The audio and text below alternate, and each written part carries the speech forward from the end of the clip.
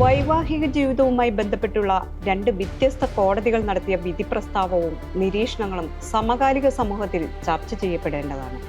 വിവാഹേതര ബന്ധങ്ങൾ വർദ്ധിച്ചു വരുന്ന കാലഘട്ടത്തിൽ ഡൽഹി ഹൈക്കോടതി നടത്തിയ നിരീക്ഷണമാണ് ഒന്ന്. മറ്റൊന്ന് വൈവാഹിക തർക്കങ്ങളിൽ നിന്ന് ഉയർന്നു വരുന്ന ക്രിമിനൽ കേസുകളുടെ യാഥാർത്ഥ്യങ്ങളെ സംബന്ധിച്ച സുപ്രീം കോടതി നിരീക്ഷണമാണ്.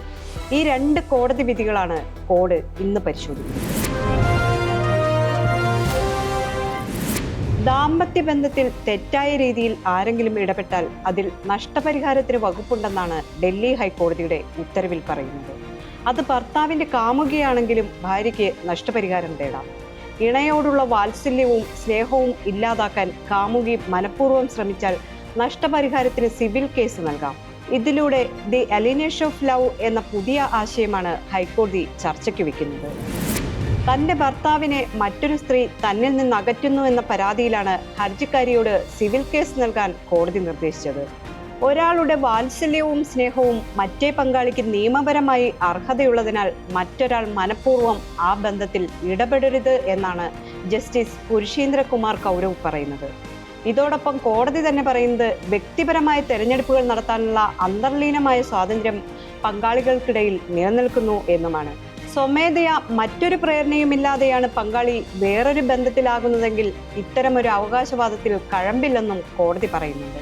എന്നാൽ വിവാഹേതര ബന്ധങ്ങളിൽ അകപ്പെടുന്ന സ്ത്രീകളെ മാത്രം പ്രതിസ്ഥാനത്ത് നിർത്താൻ സഹായകരമാകുന്നതാണ് ഈ വിധി എന്ന വിമർശനവും ഉയരുന്നുണ്ട്.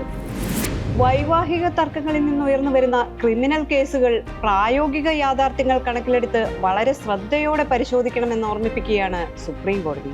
കുടുംബ വഴക്കിനെ തുടർന്നുള്ള പകപോക്കലിൽ സ്ത്രീ നൽകിയ വ്യാജ പരാതിയിൽ സ്ത്രീധന പീഡനം, ഗാർഹിക പീഡനം തുടങ്ങിയ കുറ്റങ്ങൾ ചുമത്തിയതിനെതിരെ പരാതിക്കാരിയായ യുവതിയുടെ ബന്ധു സമർപ്പിച്ച FIR റദ്ദാക്കിക്കൊണ്ടായിരുന്നു കോടതിയുടെ നിരീക്ഷണം.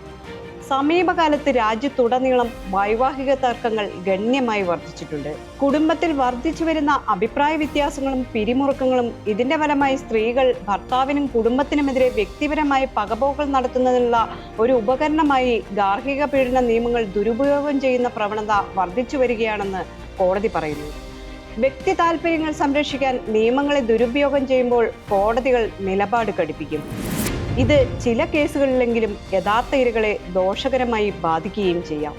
ഇത്തരം കേസുകളിൽ സൂക്ഷ്മ പരിശോധന നടത്താൻ നിയമ സംവിധാനങ്ങൾ തയ്യാറാക്കുക എന്നത് മാത്രമാണ് ഇതിനുള്ള പരിഹാരം.